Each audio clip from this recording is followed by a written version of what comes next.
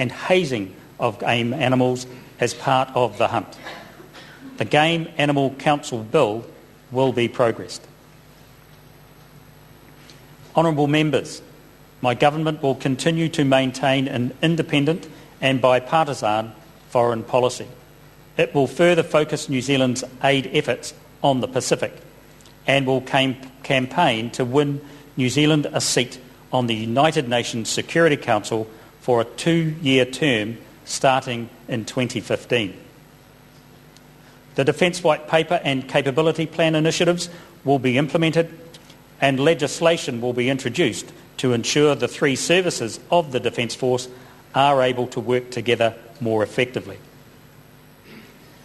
The Government will continue to pursue high-quality trade agreements, ensuring as it does that New Zealand's best interests are always served. There will be a comprehensive program of government-led trade delegations to China, India and the Association of Southeast Asian Nations. Honourable Members, my government will continue to deliver high-quality public services. It will work with local primary care networks throughout the country to provide free after-hours general practitioner visits to children under 6. A comprehensive after-hours telephone health advice service will be developed. The Government's target is that 95% of all 8-month-old children will be fully immunised with 3 scheduled vaccinations. It will also roll out a nationwide rheumatic fever program targeting vulnerable communities.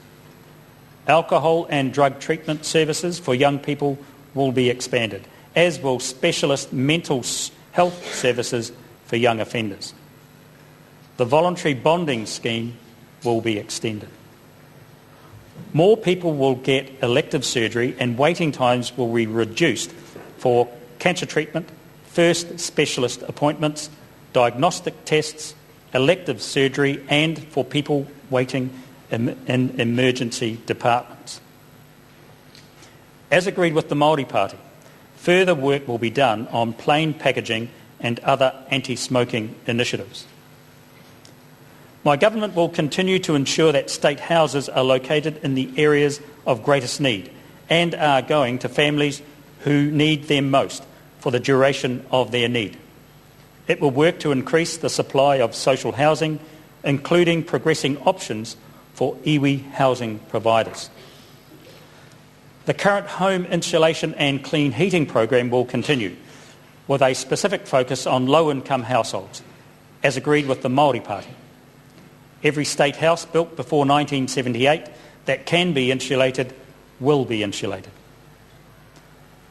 My government will introduce legislation to strengthen sentencing, parole and bail laws. It will be harder for those accused of the most serious offences to get bail. The penalties for child pornography will be increased and civil detention orders will be introduced. The Search and Surveillance Bill will be progressed, as will the Victims of Crime Reform Bill. The penalties for breaching a protection order will be doubled, and funding will be available for security improvements in the homes of family violence victims.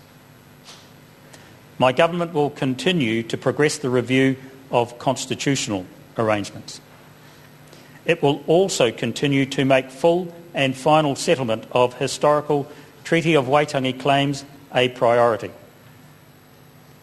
Over the course of the forthcoming parliamentary session, other measures will be laid before you. Honourable Members, the fact that this is the 50th Parliament gives us cause to celebrate. New Zealand can boast of an unbroken parliamentary democracy stretching back to the 1850s and a universal suffrage from 1893.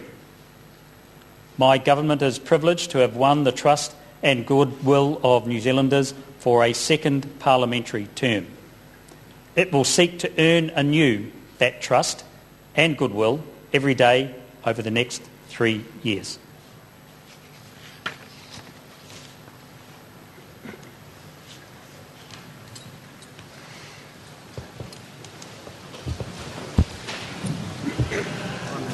Well, now the members, everyone in the council chamber standing as the Governor-General has handed a speech to the throne, from the throne to the Speaker, the Honourable Dr Lockwood Smith, and a procession is forming up, led by Black Rod, the Herald, Governor-General and now the military.